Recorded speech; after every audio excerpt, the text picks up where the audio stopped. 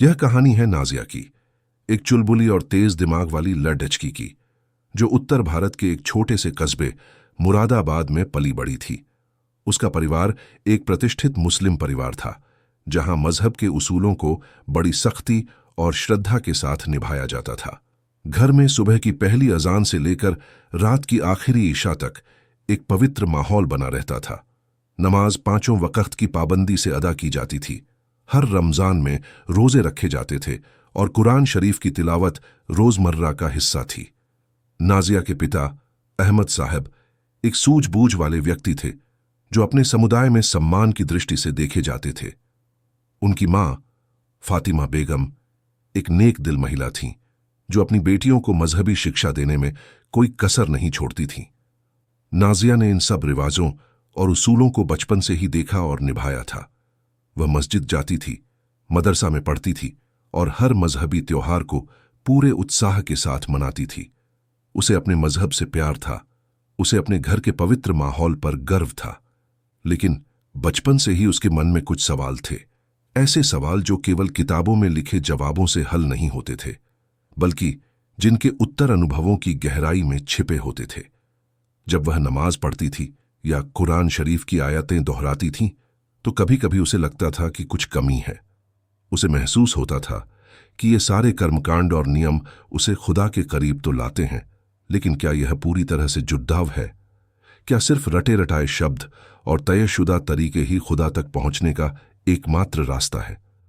उसके भीतर एक अजीब सी प्यास थी, कुछ और जानने की, कुछ और समझने की, जो सिर्फ मजहबी नियमों तक सीमित नहीं थी। वह अपने परिवार के बुजुर्गों से पूछती, अब्बा जान, जब हम नमाज पढ़ते हैं तो क्या खुदा हमें देखता है? क्या वह हमारी बातें सुनता है? उसके पिता धैर्य से जवाब देते, हाँ बेटी, खुदा हर जगह है, वह हर बात सुनता है। लेकिन नाजिया के मन में एक और सवाल उभरता, अगर वह हर जगह है तो क्या उसे केवल मस्जिद में ही पाया जा सकता है, या उसे दिल की किसी और जगह भी महसूस किया जा सकता है? वह अक्सर चांदनी रातों में छत पर बैठकर तारों को निहारती और उसे लगता कि ये तारे, ये आसमान, ये सारा ब्रह्मांड किसी अदृश्य शक्ति के इशारे पर चल रहा है। उसे महसूस होता कि यह शक्ति, यह रूह किसी एक मजहब की सीमा में नहीं बन सकती। उसके भीतर की आत्मा एक ऐसे सत्य की तलाश में थी जो धर्मों की सीमाओं से परे हो, एक ऐसा प्रेम जो बिना शर्त हो और एक ऐसा मिलन जो बिना किसी आडंबर के हो। यह अंतर्द्वंद्व नाजिया के मन में एक बीज की तरह पनप रहा था, जो धीरे धीरे उसे एक अनजाने सफर की ओर धकेल रहा था। घर में ला इलाहा इल्लल्लाह की गूंज और बाहर दुनिया के अलग अलग रंग नाजिया के भीतर एक अनोखा पुल बना रहे थे। वह अपनी इस्लामिक शिक्षा को तो पूरा सम्मान देती थी, पर उसका दिल एक व्यापक सत्य की तलाश में था। उसे लगता था कि हर मजहब का सार तो प्रेम और इंसानियत ही है, फिर ये भेद क्यों? ये सवाल उसे अक्सर परेशान करता, पर उसे पता था कि इन सवालों के जवाब उसे किसी धर्म गुरु या किताब से नहीं मिलेंगे। उसे अपनी तलाश खुद ही करनी होगी। नाजिया ने अपनी पढ़ाई में हमेशा अच्छा प्रदर्शन किया था। 10वीं और 12वीं में बेहतरीन नंबरों के बाद उसने शहर के प्रतिष्ठित कॉलेज में दाखिला लिया। यह कॉलेज उसके लिए सिर्फ शिक्षा का केंद्र नहीं था, बल्कि एक नई दुनिया का प्रवेश द्वार था। यहां उसे अलग अलग पृष्ठभूमि के लोग मिले, अलग अलग सोच और रिवाजों से परिचित हुई। इसी कॉलेज में उसकी दोस्ती सुमन से हुई। सुमन एक ऐसी लड़की थी जो नाजिया से बिल्कुल अलग थी, जैसे दिन और रात का फर्क हो। सुमन एक साधारण हिंदू परिवार से ताल्लुक रखती थी और वह बाबा जी की भक्त थी। सुमन का चेहरा हमेशा शांत रहता था, उसकी आंखों में एक अलग सी चमक थी और उसके होंठों पर हमेशा एक हल्की सी मुस्कान बनी रहती थी। नाजिया ने देखा कि सुमन हर रोज सुबह उठकर भजन सिमरन करती थी। जब वे सुबह कॉलेज के लिए तैयार होती थीं, तो नाजिया अक्सर सुमन को अपने कमरे में शांत बैठकर माला जपते या कोई भजन गुनगुनाते हुए देखती थी। पहले तो नाजिया को यह सब बहुत अजीब लगा। उसे लगता, ये क्या करती है सुबह सुबह, क्या मिलता है इससे? उसकी अपनी दुनिया अजान और नमाज की थी और सुमन की दुनिया भजन और सिमरन की। ये दोनों दुनियाएं उसे एक दूसरे से बहुत दूर लगती थीं। धीरे धीरे उनकी दोस्ती गहरी होने लगी। वे साथ में पढ़ाई करती, कैंटीन में चाय पीती और जीवन के हर छोटे बड़े पहलू पर बात करती। नाजिया ने देखा कि सुमन कभी गुस्सा नहीं करती थी, किसी की बुराई नहीं करती थी और हमेशा मदद के लिए तैयार रहती थी। उसके स्वभाव में एक ऐसी स्थिरता थी, एक ऐसी सादगी थी जो नाजिया को आकर्षित करती थी। सुमन अक्सर बाबा जी की बातें करती थी, उनके वचनों को अपनी जिंदगी में उतारने की बात करती थी। बाबा जी कहते हैं, सच्चा सुख बाहर नहीं भीतर है, या हर जीव में परमात्मा का वास है। नाजिया ये सब बातें सुनती थी, पर उसे पूरी तरह समझ नहीं आता था। कभी कभी वह सुमन से पूछती, सुमन, ये बाबा जी कौन है और ये सिमरन से क्या होता है? सुमन बस मुस्कुरा देती और कहती, नाजिया, कुछ बातें समझाने से नहीं, महसूस करने से समझ आती हैं। सुमन की यह शांति और उसके चेहरे की चमक नाजिया के मन में एक गहरा प्रभाव डाल रही थी।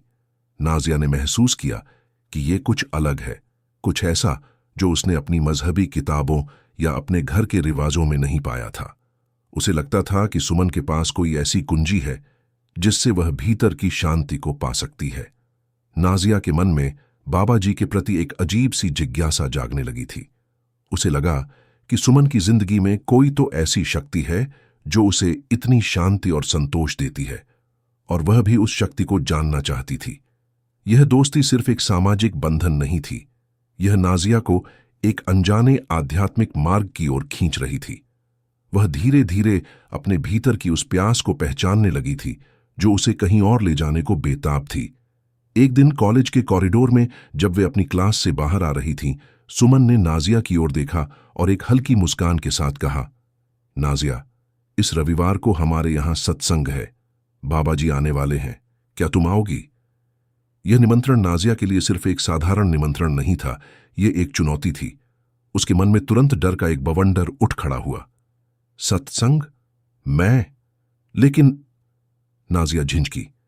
उसके दिमाग में तुरंत कई बातें घूमने लगीं। समाज क्या कहेगा? मेरे घर वाले क्या सोचेंगे? एक मुस्लिम लड़की हिंदू बाबा के सत्संग में जा रही है, ये तो बहुत बड़ी बात होगी। उसे डर था कि अगर उसके परिवार को यह बात पता चली तो उन्हें बहुत बुरा लगेगा, शायद वे उसे नाराज भी हों। उसे अपने पिता की सख्ती याद आई और उसे लगा कि यह एक बहुत बड़ा जोखिम है।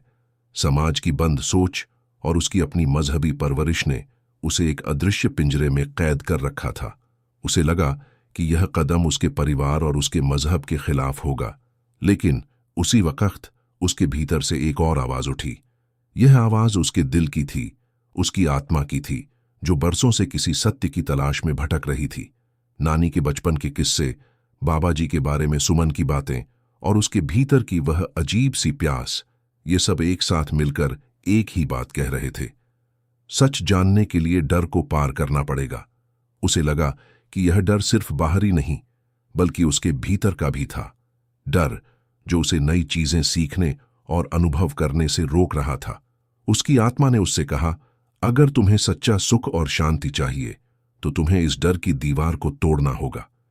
उस रात नाजिया सो नहीं पाई। वह घंटों छत पर बैठी रही, तारों को देखती रही और अपने मन से बात करती रही। उसे लगा कि यह सिर्फ एक सत्संग नहीं, यह उसके जीवन का एक महत्वपूर्ण मोड़ हो सकता है। क्या मैं इतनी कमजोर हूं कि समाज के डर से अपने मन की सुन न सकूं? उसने खुद से पूछा। उसे लगा कि सुमन के चेहरे पर जो शांति है वह उसे कहीं और नहीं मिली। उसे वह शांति चाहिए थी। उसने आखिरकार तय कर लिया कि वह जाएगी। अगले दिन उसने सुमन से कहा, हाँ सुमन, मैं आऊंगी। उसकी आवाज में एक नई दृढ़ता थी। सुमन के चेहरे पर एक बड़ी सी मुस्कान आ गई, जैसे वह जानती हो कि नाजिया यह फैसला जरूर करेगी। नाजिया ने उस दिन के लिए अपनी मां से बहाना बनाया कि वह सुमन के घर ग्रुप स्टडी के लिए जा रही है। उसे झूठ बोलने में दुख हुआ, पर उसे लगा कि यह झूठ एक बड़े सत्य को जानने के लिए जरूरी है। रविवार का दिन आया। नाजिया सुबह जल्दी उठ गई। उसके दिल में एक अजीब सी घबराहट और उत्साह का मिश्रण था। उसने अपने कपड़े बदले, एक साधारण सलवार कमीज पहनी और घर से निकल पड़ी। जैसे ही वह घर से बाहर निकली, उसे लगा कि पूरा मोहल्ला उसे ही देख रहा है। हर किसी की आंखें उस पर टिकी हैं। उसे डर लगा कि कोई उसे पहचान न ले। लेकिन जैसे जैसे वह सुमन के घर के पास पहुंची, उसने देखा कि और भी कई लोग सत्संग के लिए जा रहे थे। उनकी चाल में एक शांति थी। उनके चेहरे पर एक अलग ही चमक थी। उन्हें देखकर नाजिया का डर थोड़ा कम हुआ। उसे लगा कि वह अकेली नहीं है। जब वे सत्संग स्थल पर पहुंचे तो नाजिया हैरान रह गई।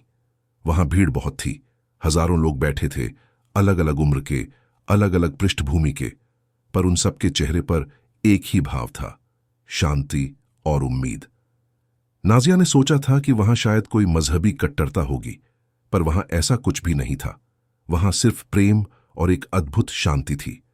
उसे लगा जैसे उसने किसी दूसरी दुनिया में कदम रखा हो।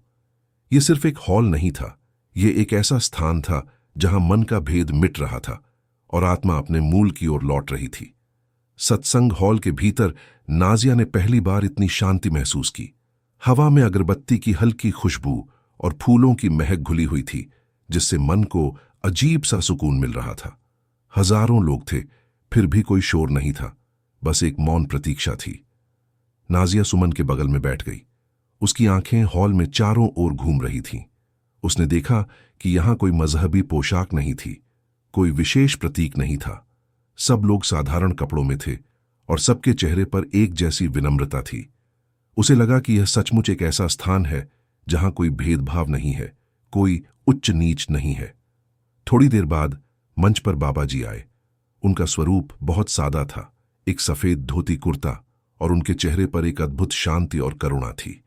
उनकी आंखें इतनी गहरी थीं कि नाजिया को लगा मानो वे उसकी आत्मा के भीतर तक देख रही हों। बाबा जी ने आसन ग्रहण किया और हॉल में एक गहरी खामोशी छा गई। फिर उनका सादा सा स्वर गूंजा। उनकी आवाज में कोई दिखावा नहीं था, कोई नाटकीयता नहीं थी, बस एक आत्मिक बल था, एक ऐसी शक्ति जो शब्दों से भी ज्यादा प्रभावी थी। बाबा जी ने जीवन के साधारण पहलुओं पर बात की, प्रेम, त्याग, सेवा और विश्वास। उन्होंने कहा कि खुदा कहीं दूर नहीं है, वह हमारे भीतर ही है। उन्होंने कहा कि मजहब रास्ते हैं, मंजिल एक है, प्रेम और इंसानियत। तुम किसी भी नाम से पुकारो, बाबा जी ने कहा, ईश्वर तुम्हें सुनेगा अगर तुम्हारी पुकार दिल से हो। नाजिया को लगा जैसे हर शब्द उसकी आत्मा से बात कर रहा है। उसे लगा जैसे पहली बार कोई उसकी अनकही सुन रहा है, उसके मन के उन सवालों का जवाब दे रहा है जो उसने कभी किसी से पूछे नहीं थे।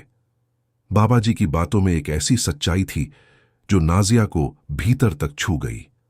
उसे लगा कि यह वही सत्य है जिसकी वह बरसों से तलाश कर रही थी। नमाज में, कुरान की आयतों में उसे कभी इतनी गहरी शांति नहीं मिली थी जितनी आज बाबा जी के इन साधारण शब्दों में मिल रही थी।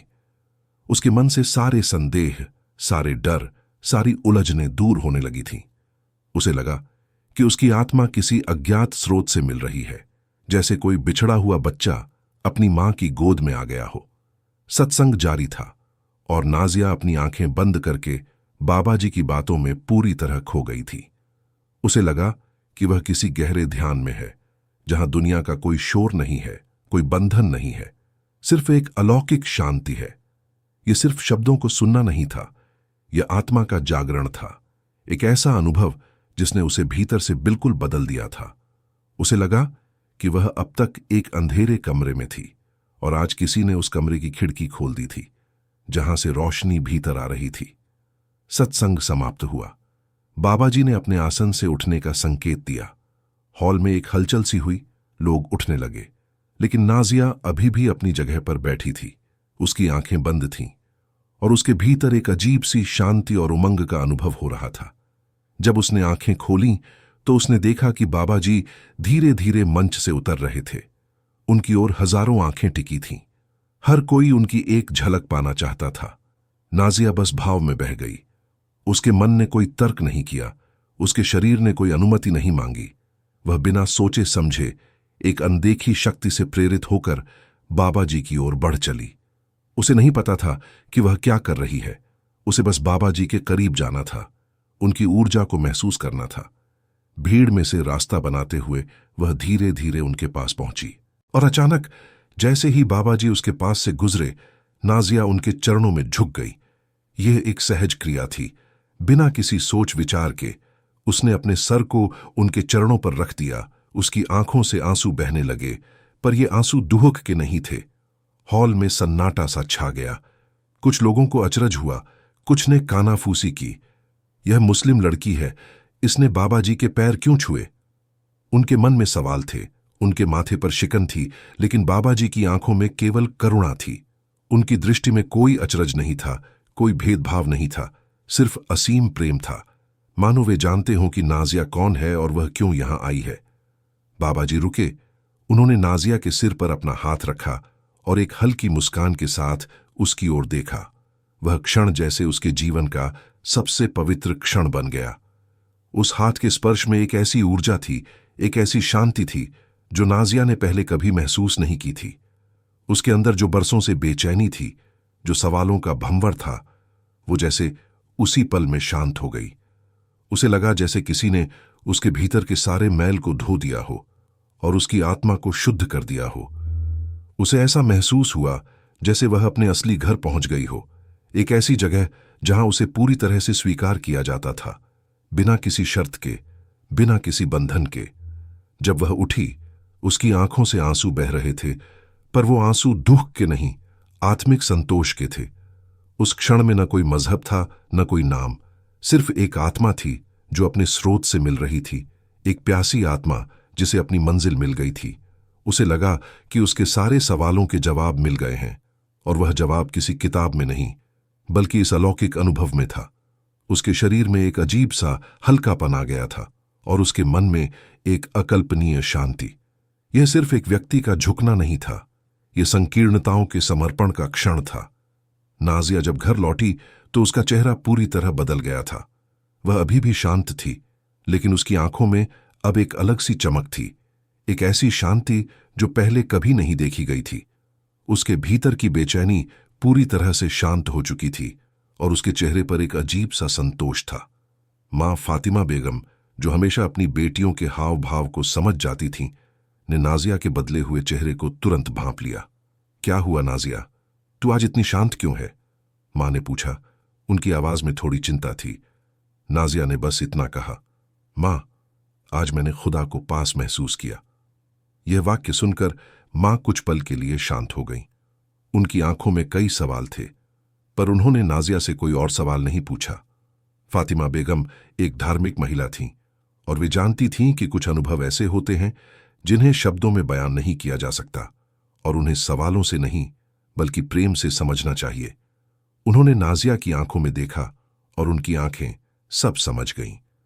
उन्हें लगा कि नाजिया ने कुछ ऐसा अनुभव किया है जो उसे भीतर से बदल गया है, और यह बदलाव अच्छा था। उन्हें अपनी बेटी पर पूरा भरोसा था। उस दिन के बाद नाजिया की दिनचर्या में एक सूक्ष्म पर गहरा बदलाव आया। वह अभी भी अपनी 5 वक़्त की नमाज अदा करती थी, कुरान शरीफ पढ़ती थी और अपने मजहब के सभी उसूलों का पालन करती थी। वह अपने मजहब से दूर नहीं हुई, बल्कि उसने उसमें और गहराई पाई थी। उसे अब हर नमाज में, हर आयत में एक नया अर्थ मिलता था। उसे लगता था कि बाबा जी की शिक्षा ने उसे यह सिखाया कि मजहब रास्ते हैं, मंजिल एक है, खुदा का प्रेम और इंसानियत की सेवा। अब नाजिया रोज सुबह थोड़ी देर भजन सिमरन भी करती है।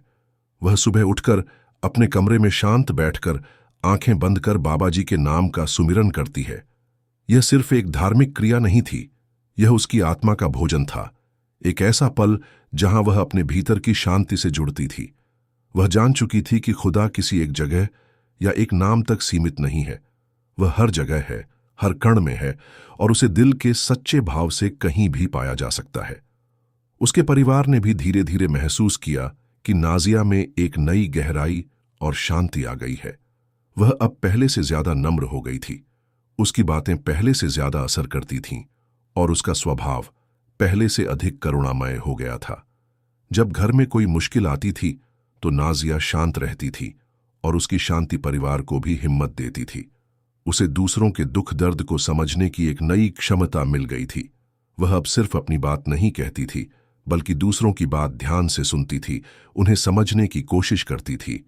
उसकी आंखों में अब वही करुणा थी जो उसने बाबा जी की आंखों में देखी थी। नाजिया के पिता अहमद साहब ने भी यह बदलाव महसूस किया।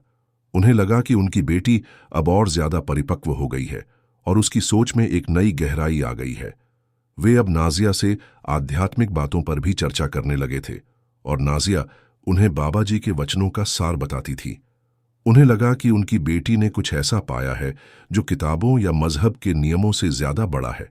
इस साखी की सबसे बड़ी सीख यही है, आत्मा का कोई धर्म नहीं होता, वो सिर्फ प्रेम और शुद्ध भाव से चलती है। जब भाव सच्चा हो तो किसी नाम, वेश या मजहब की जरूरत नहीं होती।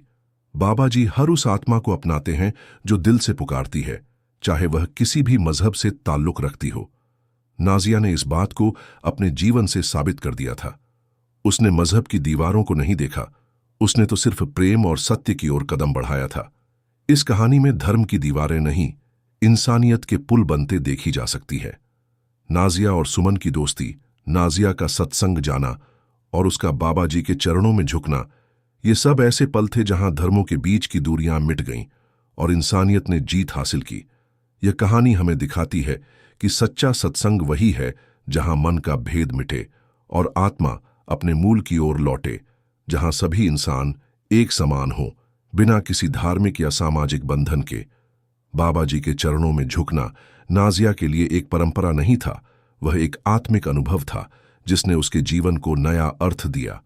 वह जान चुकी थी कि सच्चा प्रेम और सच्ची भक्ति किसी दायरे में नहीं बंधते, वे किसी मजहब की मोहताज नहीं होते। ये सार्वभौमिक मूल्य है जो हर इंसान के भीतर मौजूद होते हैं। उसे लगा कि मजहब हमें अनुशासित करते हैं, हमें सही रास्ता दिखाते हैं, पर आत्मा की प्यास को बुझाने के लिए प्रेम और विश्वास की जरूरत होती है। नाजिया अब अपने समुदाय के लोगों को भी यही संदेश देती है। वह उनसे कहती है कि हमें अपने मजहब का सम्मान करना चाहिए, पर हमें अपने दिल को खुला रखना चाहिए। हमें दूसरों के मजहब का भी सम्मान करना चाहिए और उनमें भी सच्चाई को ढूंढना चाहिए।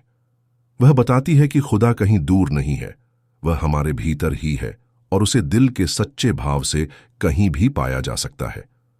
उसकी बातों में अब एक ऐसी गहराई थी जो किसी को भी प्रभावित कर सकती थी। लोग उसे ध्यान से सुनते थे और उसके शब्दों में विश्वास करते थे।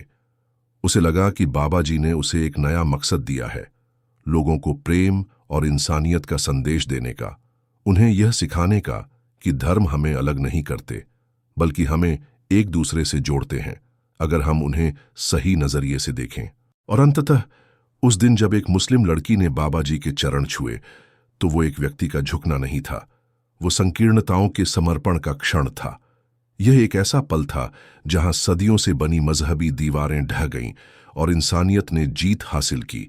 उस झुकाव से जो इंसानियत उठी, उसने दुनिया को बताया कि प्रेम, भक्ति और करुणा, इनका कोई धर्म नहीं होता। ये सार्वभौमिक मूल्य हैं जो हर इंसान के भीतर मौजूद होते हैं और जो हमें एक दूसरे से जोड़ते हैं। नाजिया का जीवन एक प्रमाण बन गया था कि सच्चा विश्वास किसी मजहब तक सीमित नहीं होता, वह दिल से आता है और आत्मा से जुड़ा होता है।